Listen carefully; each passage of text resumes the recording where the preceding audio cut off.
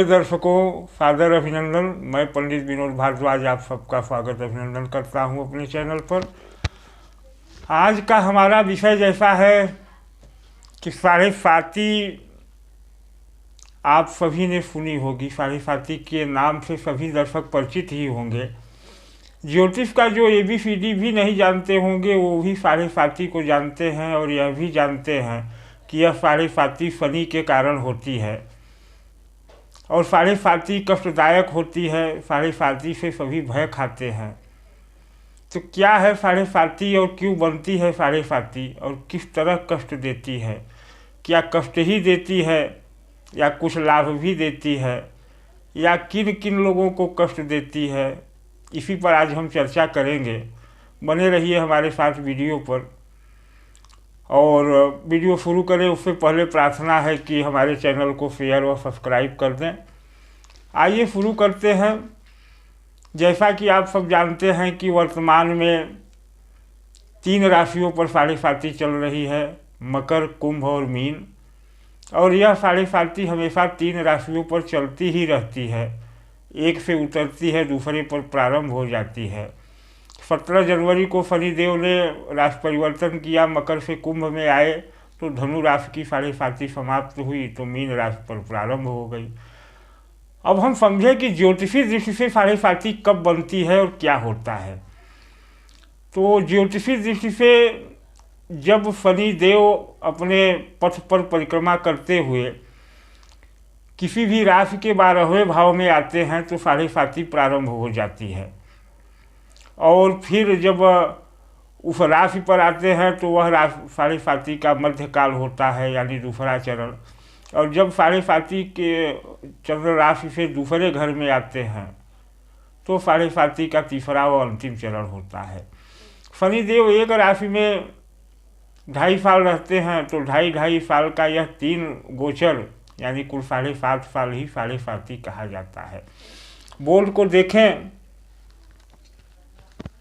जैसे वर्तमान में चंद्रमा यह है जो मीन राशि है, और यह कुंभ राशि है, और यह मेष राशि है। तो अभी साढ़े साती आई है मकर से दूसरे भाव में, मतलब मकर राशि की उतरती साढ़े साती हो गई। कुंभ में शनिदेव आए तो मीन पर चढ़ती साढ़े साती हो गई। अब यह साढ़े साती कष्ट क्यों देती है और किस तरह से देती है, हम इस पर अगर बात करें तो ज्योतिषी सूत्र है कि शनिदेव जिस भाव में बैठते हैं उस भाव की वृद्धि कर देते हैं। तो जब भी वो किसी राशि पर आते हैं 12वें, तो 12वां भाव व्यय का है, हानि का है, तो व्यय और हानि में वृद्धि कर देते हैं। यह तो शनिदेव के भावों में बैठने का प्रभाव है। वहीं शनि की दृष्टियाँ अग्निमयी हैं, जिस भाव पर दृष्टि डालते हैं उस भाव को जला देते हैं, नष्ट कर देते हैं।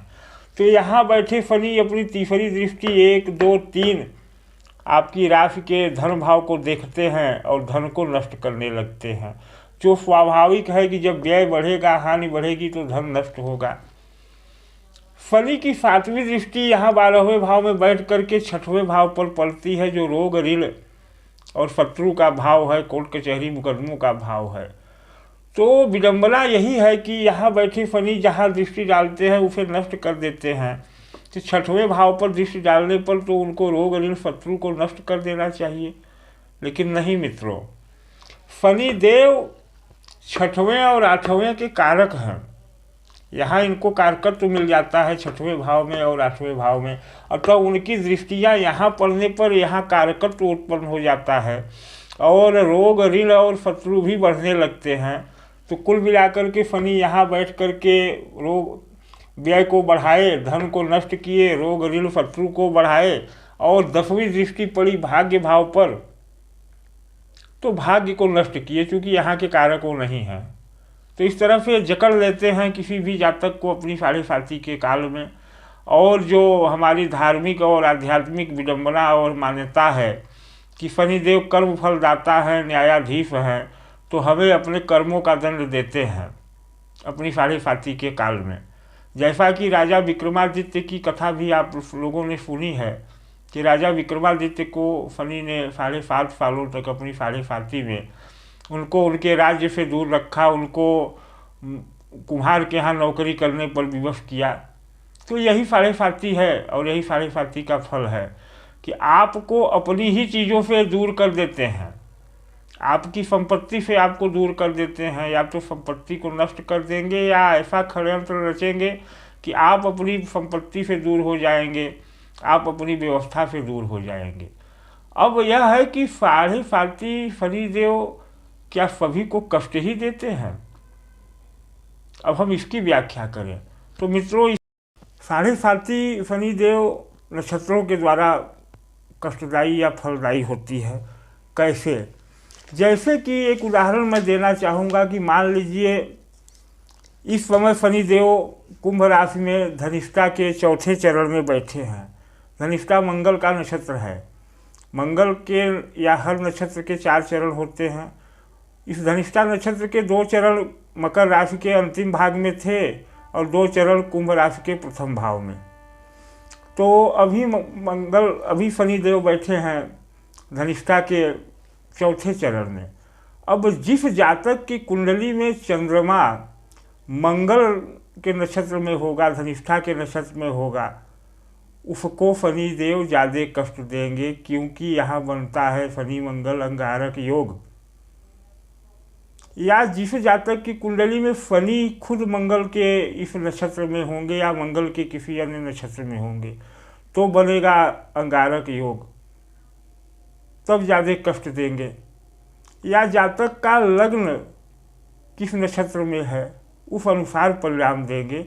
मतलब परिणामों में समानता नहीं होती, वह नक्षत्रों के वाइज चलती है। जिस नक्षत्र में अगर किसी मित्र के नक्षत्र में बैठे हैं, जैसे बुध के नक्षत्र में बैठे हैं, शुक्र के नक्षत्र में बैठे हैं शनि, तो परिणाम कुछ अलग होगा। चंद्रमा शुक्र के नक्षत्र में बैठे हैं तो परिणाम कुछ अलग होगा। इसी तरह से जिन नक्षत्रों में बैठते हैं उस अनुसार परिणाम देते हैं। और जिन नक्षत्रों में गोचर करते हैं, अब मान लीजिए कि धनिष्ठा में गोचर कर रहे हैं और धनिष्ठा नक्षत्र ही किसी जातक का है। अब धनिष्ठा नक्षत्र मीन राशि में तो नहीं पड़ेगा, लेकिन कुंभ और मकर में पड़ेगा। तो चंद्रमा अगर उसी भाव में है या शनि उसी भाव में बैठे हैं तब बहुत कष्ट देंगे। अब सोचा जाए तो उपाय क्या है कि साढ़े साती से बचने का कुछ उपाय भी है, इसके प्रकोप से बचने का? तो जी हाँ मित्रों, उपाय तो बहुत है। और जैसा कि हमारे YouTube पर एक से एक उपाय पड़े हैं, पंडितों ने बताया है, तो वही कुछ उपाय अगर मैं बताऊं तो क्या फ़ायदा। मैं कुछ अलग आपको बताना चाहता हूं, कुछ दिखाना चाहता हूं। जैसा कि आप जानते हैं, मेरे संस्था का नाम चंद्र विद्यापीठ है। यह संस्था चंद्रमा के प्रभावों पर ही कार्य करती है, शोध करती है। और साढ़े साती चंद्रमा से ही संबद्ध है। मतलब शनि का प्रभाव चंद्रमा पर ही पड़ता है, तभी साढ़े साती बनती है। आप यह समझ गए हैं। अब चंद्रमा क्या है और शनि क्या है? तो चंद्रमा है जल तत्व, शनि है वायु तत्व। लेकिन चंद्रमा है प्रकाश मुख्यतः, और चंद्रमा है मन। मन का प्रकाश ही चंद्रमा है, मन का बल ही चंद्रमा है। और शनि क्या है? अंधकार।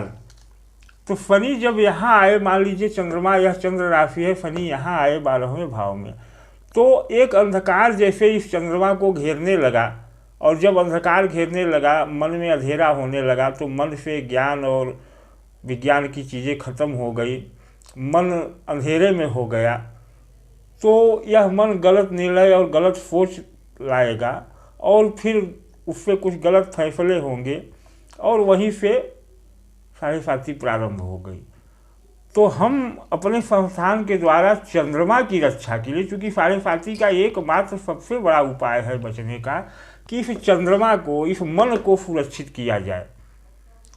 शनि के चाल को आप नहीं रोक सकते, हम नहीं रोक सकते। तूफान आ रहा है तो हम तूफान को नहीं रोक सकते, लेकिन अपने को सुरक्षित कर सकते हैं कि हम घर में बंद हो जाएं। तो उसके लिए हमारा संस्थान एक विशेष साढ़े साती कवच के रूप में यंत्र का निर्माण करता है। अभी हमको 3 लोगों के ऑर्डर मिले हैं। इस यंत्र के निर्माण की विधि और क्या इसमें प्रयोग होता है मैं संक्षेप में बताना चाहूँगा। तो पहले तो 14 दिन जो चंद्रमा का अंधेरे का पक्ष होता है, कृष्ण पक्ष, क्योंकि कृष्ण पक्ष में चंद्रमा ज़्यादा कमज़ोर होता है, पाप प्रभावित होता है। तो उस पक्ष में चंद्रमा को मजबूती के लिए चंद्र का विशेष तांत्रिक मंत्र का जाप होता है और इसके बाद हवन और स्वर्ण भस्म इसमें प्रयोग की जाती है। स्वर्ण भस्म क्या है? स्वर्ण गुरु और सूर्य का प्रतीक है, कारक है कह लीजिए स्वर्ण। तो स्वर्ण जब इसके साथ आएगा और एक विशेष व्यवस्था और विशेष साधना और विशेष सिद्धि के द्वारा, तो जब यह कवच किसी जातक को यहाँ धारण करा दिया जाएगा, आप जैसा देख रहे हैं, तो यहाँ जातक के मन को स्वर्ण यानी गुरु और सूर्य की शक्ति मिलेगी और चंद्रमा मजबूत हो जाएगा, क्योंकि सूर्य आत्मबल है और जब आत्मबल मजबूत होगा तो शनि का प्रभाव कम होगा।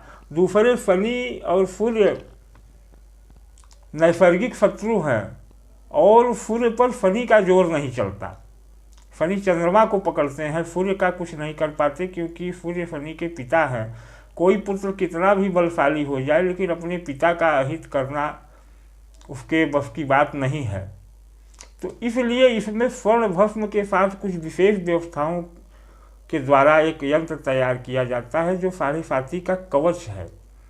बाकी आप मंदिर जाइए, जल चढ़ाइए, हनुमान जी का दर्शन करिए, अच्छी बात है, लेकिन मैं आपको एक बात बता देता हूँ कि जब शनि साढ़े साती के दौरान आपके मन पर कब्जा कर लेंगे, मन में अंधकार कर देंगे, तो आप चाह करके भी मंदिर नहीं जा पाएंगे, चाह करके भी धर्म कार्य नहीं कर पाएंगे, क्योंकि मन ही तो करवाता है सब। मन ही तो आपको मंदिर ले जाएगा, मन ही तो धर्म कराएगा। और जब मन ही इनके कब्जे में है और इन्हें कष्ट देना है आपको, समझिए, मन शनि के कब्जे में आ गया और शनि को कष्ट देना है, तो आप कहाँ जा पाएंगे, उपचार नहीं कर पाएंगे। तो यहाँ यह कवच इसलिए काम करता है कि इसमें कुछ नहीं करना है, आपको धारण करना है। और जब धारण कर लेते हैं तो शनि के प्रभाव में कमी आ जाती है, और जब शनि के प्रभाव में कमी आ जाती है तो मन में एक प्रकाश उत्पन्न होता है, मन को ऊर्जा मिलती है। तब आप हनुमान जी का दर्शन भी कर लेंगे, मंदिर भी चले जाएंगे और पूजा पाठ भी कर लेंगे। तो इस तरह इस यंत्र के द्वारा आपको साढ़े साती से विशेष सुरक्षा मिलेगी।